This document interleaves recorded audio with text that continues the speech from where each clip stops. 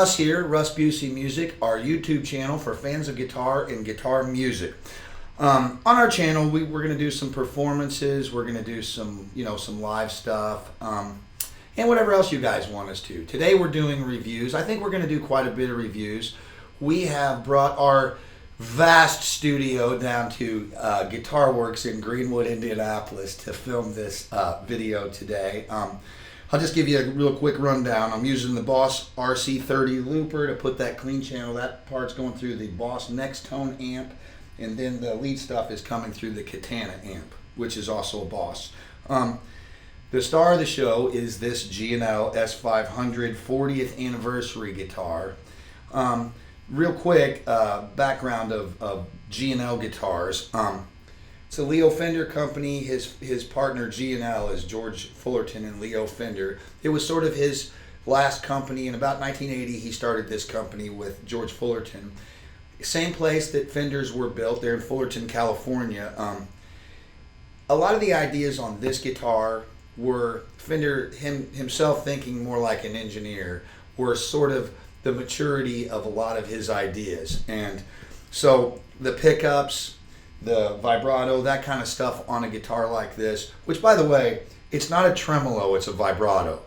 Tremolo is variation in volume, vibrato is variation in pitch. So we call them vibrato arms. But anyway, I digress. But this particular guitar is just really cool. They used Hakoma for the body wood. It's a West African hardwood similar to mahogany. It's just not a scarce wood, so it's a wood that they can get more readily. It feels similar to mahogany, if not a little bit lighter from just holding the guitar. If you had to strap this guitar on, it would feel great playing it all night. It's not heavy at all. It does have some of that pronounced mahogany sound to me, though. Part of that is the wood, just to cover the rest of the wood. It's maple neck, Hakoma body, and a Caribbean rosewood fingerboard. They also make this available with the maple fingerboard. Now I'm going to kind of get into some of the things I like about G&L Strat style guitars. S500 I would assume would be something to do with that. The pickups on this guitar are what they call their MFD or magnetic field design pickups. They're similar to the pickups that he came out with in the 50s, but they have a little different way of expressing the mid-range, and I think makes them a more versatile pickup in a lot of ways. They do make models in the G&L line that has more like the traditional Strat style pickups. I actually really like these pickups. They're a little beefier, but just as twangy. So I think they do everything clean-wise on a clean channel, without any distortion that regular single coils do. I think where they shine is when you want to rock a little bit more with them. They do that upper mid-range push in my ear that really makes them sound great for playing. And the other thing that, because of that, is you can play this bridge pickup by itself, and it's beefy enough. I'll go through some of those sounds on the play out at the end of the review on this. Some of the other just housekeeping things on G&L guitars. He has the dual fulcrum bridge on here for the vibrato, and a lot of transfer directly to the wood instead of a thing that's kind of laying there and has 6 screws in it. It's 2 kind of knife edge pivot points on here, and it's just a really good system. Stays in tune really well for using the whammy bar. The other thing this guitar has that I really like is it has this mini toggle. For Strat people, we know the sounds we can't get or all 3 pickups or the 2 outside pickups, more like a Telecaster.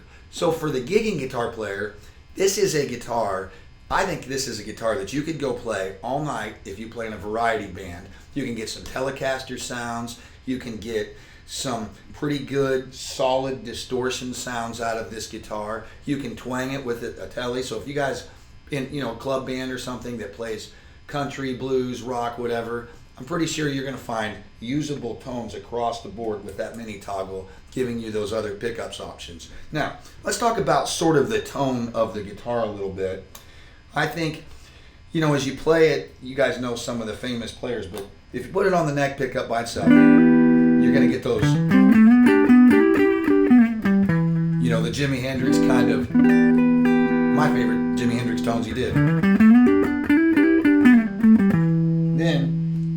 Mark Knopfler played a Strat a lot of times, and then he put it, actually a lot of his sounds from what I can see on the videos are him putting the pickup between the middle and the neck.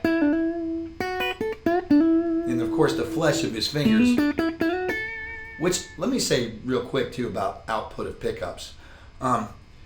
With the output that pickups have, a lot of the reasons some of these expressive players like David Gilmour, Mark Knopfler, Jimi Hendrix, the pickups themselves aren't so hot. And I think, you know, what I mean by hot is high output. I think a lot of people don't realize the more output a pickup has, you're not going from a whisper to a roar, you're going from loud talking to a roar.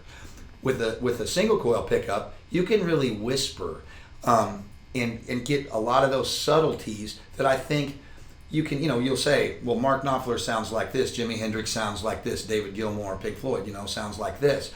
I think those guys gravitate towards this guitar for the same reason I did, and it's a really expressive instrument. A Strat just kind of is an extension of what you want to hear, and you can really create a lot of beautiful subtleties with a Strat style guitar.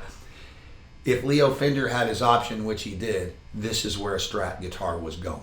He wanted to make it more modern, come right into today's guitarist. So for today's guitarist, this is the great guitar. So I'll go through some of the other sounds. Your classic, you know, that's your classic, you know, nasally sort of notched sound between the bridge and the neck pickup. But again, where I think this guitar really shines, because of the beefier mid-range on these pickups, you know, country guys,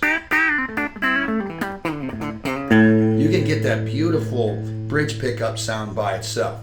So we are at Guitarworks in Greenwood, and again, they're a great G&L store. I mean, they have all of the G&L models available all the time.